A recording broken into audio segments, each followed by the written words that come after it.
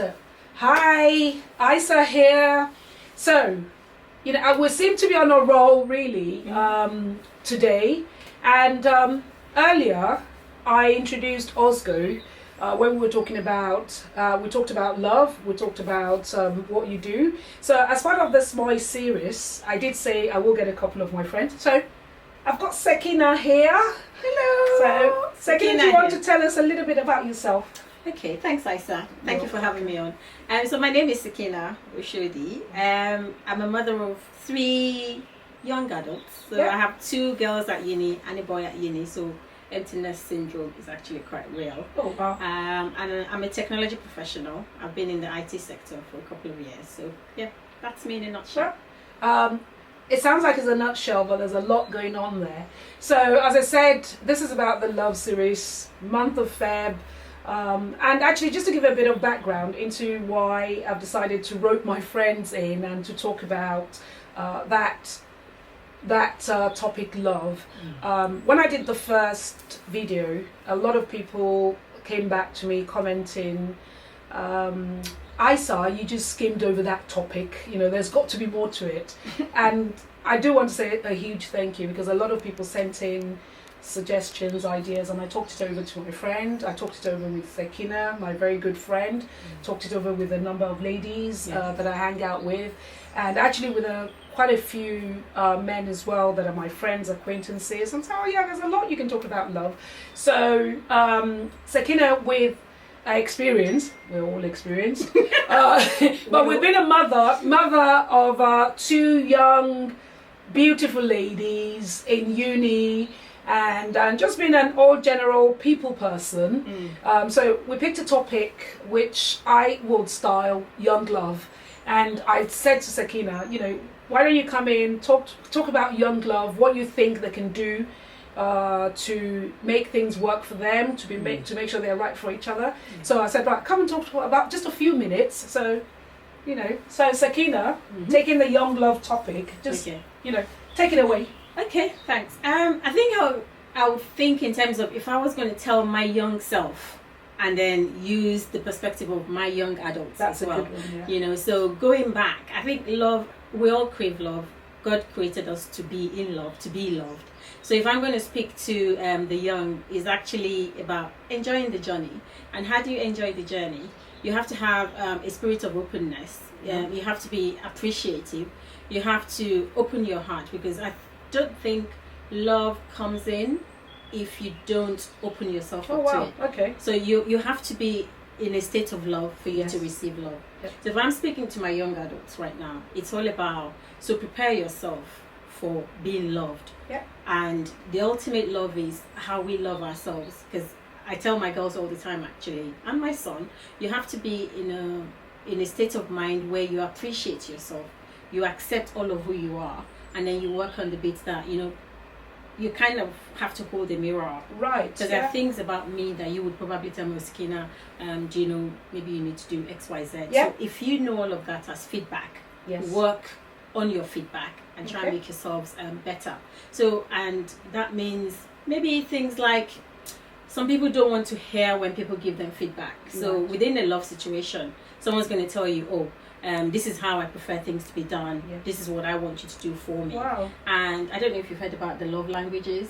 Okay. No, I haven't actually. So I think there are 5 different love languages. Okay. So some people want to be appreciated. Some people want to be told or verbally given consent. Some people want to receive gifts. Some people want, so I think it's called the love languages. So I encourage everybody to go and kind of do an analysis. That's a good one. So the love languages, right? So something we always learn, and that's the point of this. We do just to learn. So okay. So if you know what your love language is, so once the kids or the young adults kind of know, okay, this is my love language.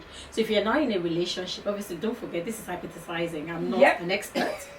But if once you're in a, I think life makes you an expert. It makes all of us, because it's all about, hopefully you connect. Your message connects to a few people. Okay. Okay. So once you know what your love language is, and then they are in a relationship with, say, their pair, the very best for them, you now kind of ask them as well. Maybe it's just a conversation. So how do you want me to show you love? Some people want you to maybe give them a massage, give them a foot rub, or give them presents, all of those things. So if that person tells you that, okay, look, my love language is actually affection, or my love language is actually you telling me or validating something, you know, so you know, yes, you know, so starting off, you already know that. But I'll take that one further, because I've always said, if money were no object and I wasn't doing anything, my pet passion would actually be going around and kind of talking to young lovers about, you know, so marriage isn't just something you get into, or a partnership isn't something you just roll up and you turn up for. It's actually much harder than you going to any paid job. You have to work at it. And working at it means, you know, kind of taking ownership. Like, okay, so I want this to work. How is it going to work? Recognize the other person. Yes. You know, in the work situation, they'll give us appraisals. Yes. How you doing? You know, so rate your marriages, rate your partnerships, and, you know, try and understand what it is that you're doing right and where you need to work. Right. And actively work towards it. Wow. And even saying that, I would go one further and say, if my kids were to come to me now and say, oh, mommy, daddy, we're ready to get married, blah, blah, blah. The first thing I said I would do is I will invite their better halves, and then I'm designing a template, a template of kind of questions. Yes. I haven't done it yet, but it's in my head. Okay. So I'll hand one over to my children. We're going to be inspiring ourselves to get stuff done. This is the point. Go on. And I'll hand one over to my soon-to-be extra children. I'm not going to call them in-laws, extra children. Wow. Like, okay, so maybe like 20 questions. Tell me what it is about my daughter or my son that you love.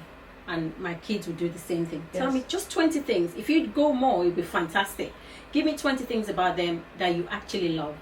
And then they will do that, blah, blah, blah. They will bring it back and then work towards it. Okay. Wow. So if all of these 20 things, if something happened and that wasn't them anymore, what would that mean for you? So it's like asking the kind of, I'm not a psychologist or a psychiatrist, but I kind of think we don't prepare enough to be in love. You know, when I said about you have to actually prepare yourself. So it's not a random happenstance. A lot of people who make love or marriages or relationships work actually work hard at it. So that's it. Fantastic. And I think that's always been your angle, because I think also equally from being married a long time, with being such a people person, interacting with people is one of the things you've picked up. And because of the society we live in as well, where things are, it feels like when things are going very well, everybody's happy. But as soon as you come across a tiny challenge, it becomes, you know, so that just can't be the definition of love. And one of the reasons I asked you onto this was because you've said it several times as well, in terms of, you know, the prep that young people need to do. So before you commit, before you decide this is the person for me, you know, make sure both of you work along with each other, not just about the physical feeling, not just about the current emotion, which obviously is always going to be raging, but it's about preparing for it so that you can last the distance. So Sekinah, you've really, you know, you've brought a lot out, which if you don't mind me just saying as well, if we can tailor it back or peel it back to the African children scenario, because I kind of think in the African setting, as in old love, not young love, in terms of a lot of the time, I think our parents' generations were almost, once you've nabbed the man, you have to do this, you have to do that. It's almost like it's the woman's responsibility. And I just don't think the current situation or the current young adults, children, they're not going to have it. It's not anybody's responsibility, it's both parties. So we are both jointly responsible. The guy has to come to the table with something, the girls have to come to the table with something, and then they work through it. Wow. Fantastic. Thank you so much for coming on. Thank you so much for being really obliging about talking about this series, and I really enjoyed really enjoyed talking to you about it. So topic, young love, you've heard a little bit there. Prep. So one of the mottos we have at work is, you know, the fail to plan to fail. So there you go. So